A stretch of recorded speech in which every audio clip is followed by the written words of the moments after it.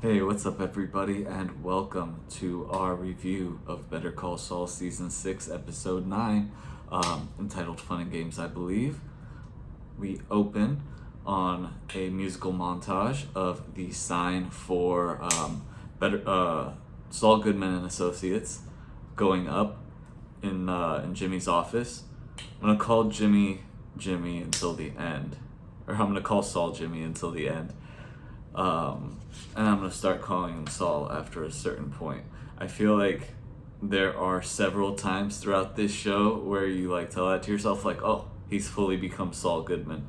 I think this is the definitive case of that. I mean, I have to rewatch the series, but bigger than any other episode before, I think he becomes Saul Goodman in this episode. So, we have that musical montage, still dealing with the aftermath of Howard's death, murder at the hands of Lalo. Spoilers, by the way, it's in the title. We see Kim dealing with the case. We see Mike cleaning up after all the blood from that night. And at the end of all of it, Jimmy and Kim are facing away from each other on a bed, and Jimmy's talking about how he wants to forget what happened, how one day when they realize they haven't thought about it, they realize it'll be okay to forget. And Kim does not feel the same way. Gus is the next character that we see in this episode. I will just title this next sequence of events up until the very end his victory. He gets everything he wanted. So we open up Don Eladio's estate. There's a great shot of these cars, the lighting and the music make it very sinister.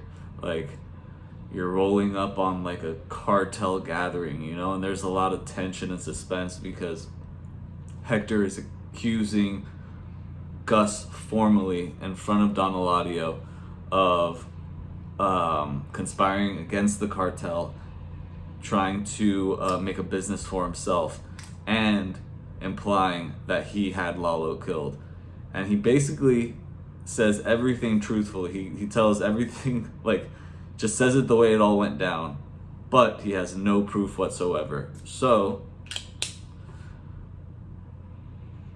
he can't do any, Don Eladio basically just dismisses him, he sends him to bed, literally. He has him taken away, and he's like, oh, maybe you'll have he really brushes him off.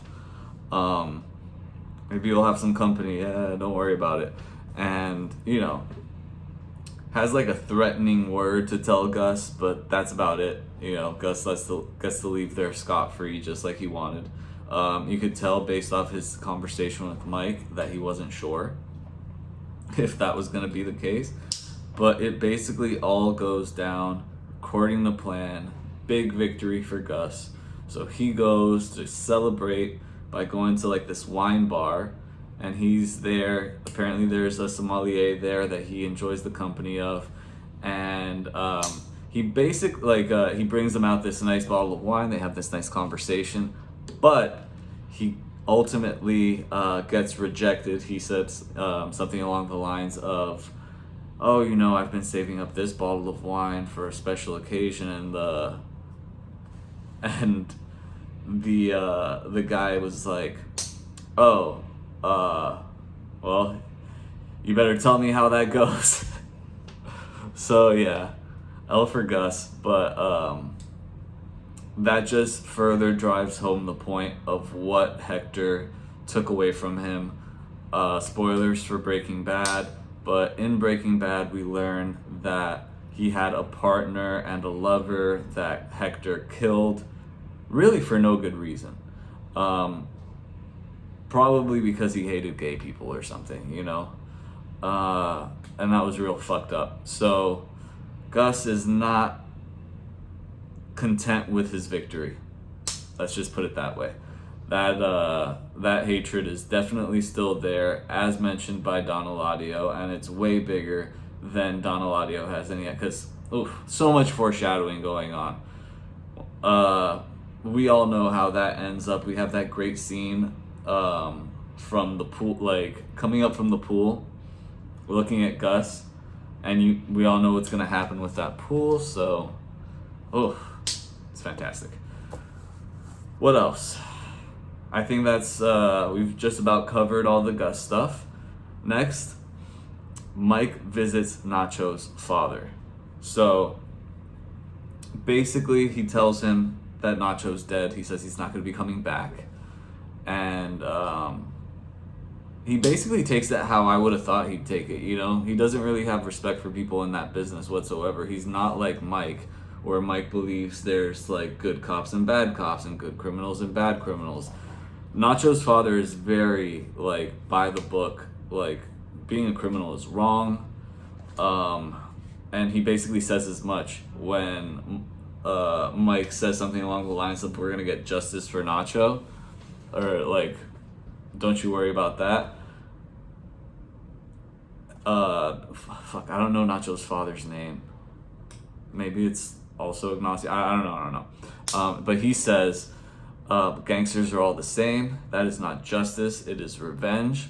And he's got like, you know, that's his take on it. And he just has to leave Mike there standing, like, you know, considering that.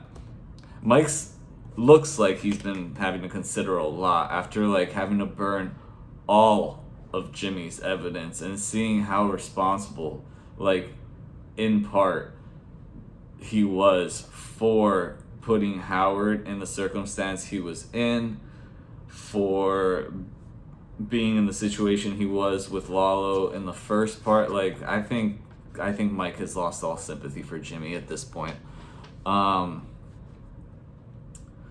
So that'll be it for Mike. Next, we go to the memorial for Howard. Jimmy and Kim are attending a memorial in the old HHM offices.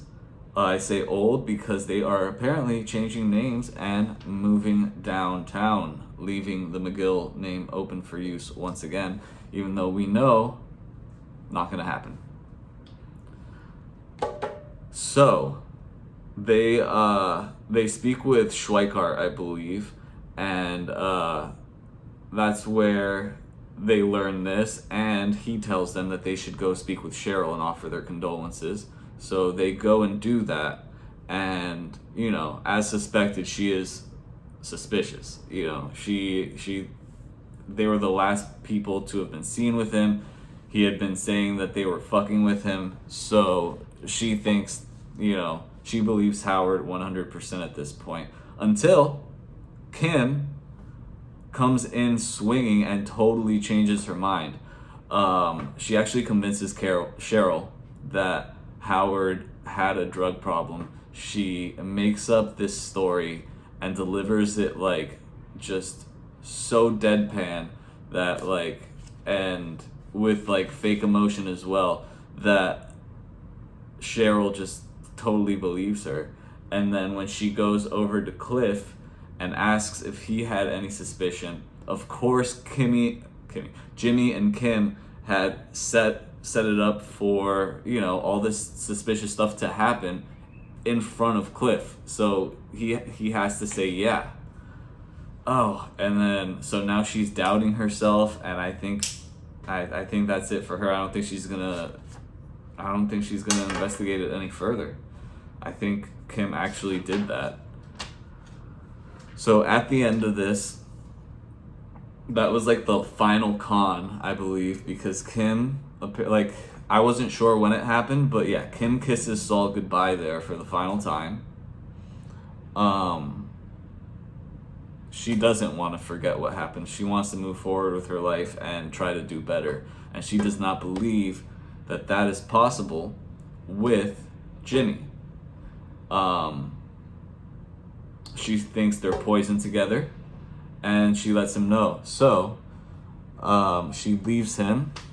You know, he kind of like finds the boxes there she had already packed up, And we have like a really good scene between Bob Odenkirk and Rhea Seehorn, where they basically break up. And this might be it. This might be the last time we see Kim in this show.